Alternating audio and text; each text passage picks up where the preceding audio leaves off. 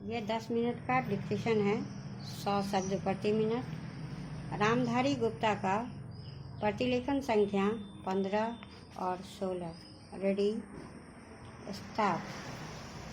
महोदय, देश की लगभग 3/4 जनसंख्या गांव में रहती है, जिनकी आय कम होने के साथ साथ शिक्षा, स्वास्थ्य, पेयजल आदि अन्य आवश्यक सुविधाएं भी उन्हें पर्याप्त मात्रा में उपलब्ध नहीं है।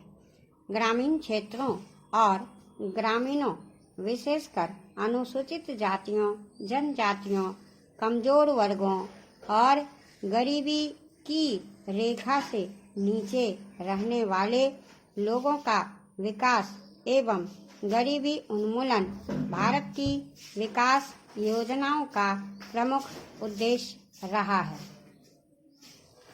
ग्रामीण विकास का व्यापक दायरा है, जिसमें ग्रामीण क्षेत्रों एवं ग्रामीणों के जीवन स्तर का सर्वांगीण विकास शामिल है।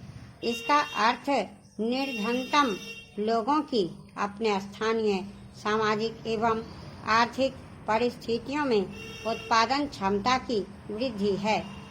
ग्रामीण विकास की प्रक्रिया में पूंजी का निवेश एवं उसका विस्तार, उत्पादक शक्तियों का विकास तथा निर्धन एवं बेरोजगार ग्रामीणों का अर्थव्यवस्था के उत्पादक विकासशील क्षेत्रों में सम्मिलित होना आवश्यक है। मंत्रालय की गतिविधियों का मुख्य उद्देश्य गरीबी पर सीधा प्रहार है, जिसके अंतर्गत विशेष मजदूरी, रोजगार व स्वरोजगार कार्यक्रम, भूमि सुधार, बंजर भूमि विकास एवं जल संभरण विकास कार्यक्रम हैं।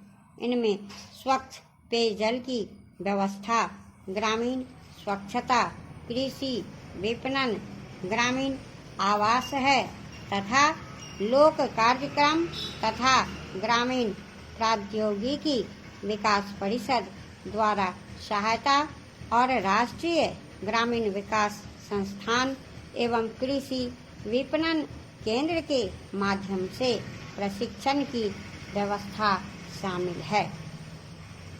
गरीबी उन्मूलन के प्रयासों का महत्व इसकी योजनाओं के आवंटन में वृद्धि को बताता है।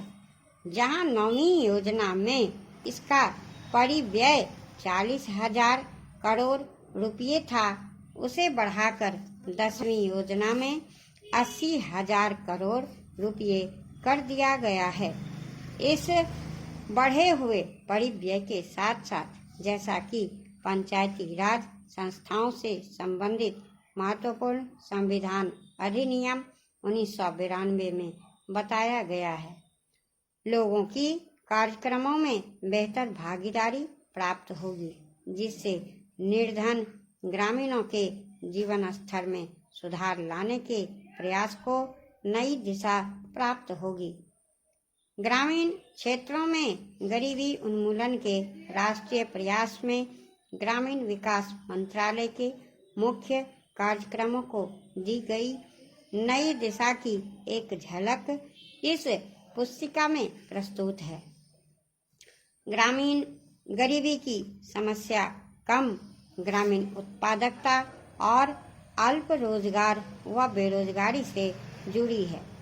यद्यपि विकास की सामान्य प्रक्रिया के अधीन ही उत्पादक रोजगार के अधिकाधिक अवसर सृजित किए जाते हैं, फिर भी ग्रामीण इलाकों के लिए रोजगार पैदा करने तथा आय के कुछ न्यूनतम स्तर प्राप्त करने हेतु विशेष रोजगार कार्यक्रमों की सतत आधार पर जरूरत है। उपयुक्त उद्देश्य को ध्यान में रखते हुए समय समय पर रोजगार सृजन की विभिन्न योजनाएं चलाई गई थी। 7वीं योजना के आखिरी में 1 अप्रैल 1989 से उस समय विद्यमान 2 रोजगार कार्यक्रम, राष्ट्रीय ग्रामीण रोजगार और ग्रामीण भूमिहीन रोजगार गारंटी कार्यक्रम को जवाहर रोजगार योजना नामक ग्रामीण रोजगार कार्यक्रम में मिला दिया गया था।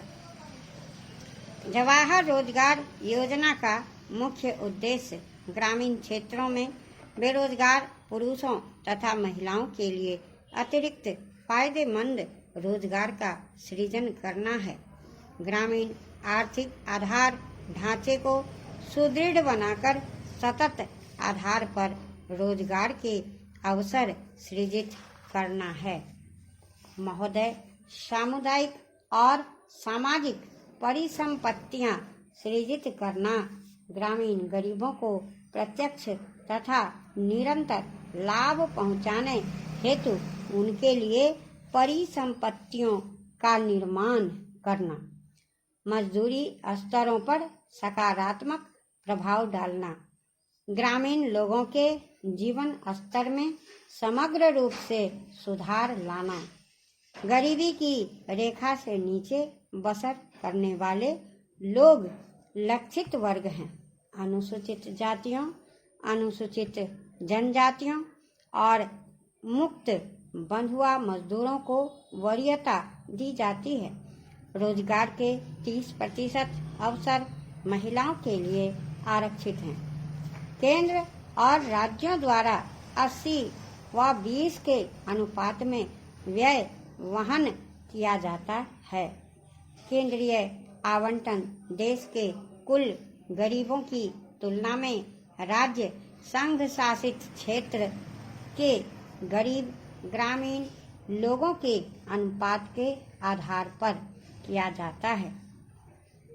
वे सभी कार्य शुरू किए जा सकते हैं जिनसे टिकाऊ उत्पादक स्वरूप की सामुदायिक परिसंपत्तियों का सृजन होता है। पंचायत समिति द्वारा परियोजना का मूल्यांकन और अनुमोदन किए जाने के पश्चात उसे अनुमोदन देने हेतु ग्राम पंचायत सक्षम है। संसाधनों का कम से कम 60% भाग मजदूरी घटक पर खर्च करना होता है। जवाहर रोजगार योजना के कार्यों के निष्पादन हेतु ठेकेदारों अथवा बिचौलियों को लगाए जाने की अनुमति नहीं है। मजदूरों को रियायती दरों पर प्रतिदिन 2 किलोग्राम खाद्यान्न दिया जाता है। 1755 पुनर्गठित ब्लॉकों में मजदूरों को दिए जाने वाले खाद्यान्नों का जारी मूल्य प्रति किलोग्राम 50 पैसे कम है। जवाहर रोजगार योजना की सामान्य प्रणाली के अलावा पिछड़ेपन के आधार पर चयन किए गए 120 पिछड़े जिलों में कार्यक्रम को तेज करने के लिए 700 करोड़ रुपए आवंटित किए गए हैं। जवाहर रोजगार योजना की तीसरी पद्धति में विशेष और अभिनव परियोजनाएं प्रारंभ करने का प्रावधान है, जिनका उद्देश्य मजदूरों का नगरों में पलायन को रोकना, महिलाओं के लिए रोजगार के अवसर बढ़ाना तथा स्वयंसेवी संगठनों के माध्यम से ऐसे विशेष कार्यक्रम चलाना जिनका ध्येय जल संभरण विकास, बंजर भूमि का विकास करना हो। मानव जीवन यापन के लिए आवास महत्वपूर्ण है और इसलिए सामाजिक आर्थिक विकास के लिए यह आवश्यक है। ग्रामीण लोग अच्छे उन्नत किस्म के मकानों की अत्यंत आवश्यकता महसूस करते हैं। ग्रामीण गरीब लोगों की आवास संबंधी आवश्यकताओं को पूरा करने के प्रयासों के एक भाग के रूप में मई 1985 में इंदिरा आवास योजना शुरू की गई थी। यह कार्यक्रम अब जवाहर रोजगार योजना की उप योजना के रूप में कार्यान्वित किया जा रहा है। इस कार्यक्रम का उद्देश्य गरीबों में निर्धनतम लोगों के लिए निःशुल्क रिहायशी मकानों का निर्माण करना है। ग्रामीण क्षेत्रों में अनुसूचित जातियों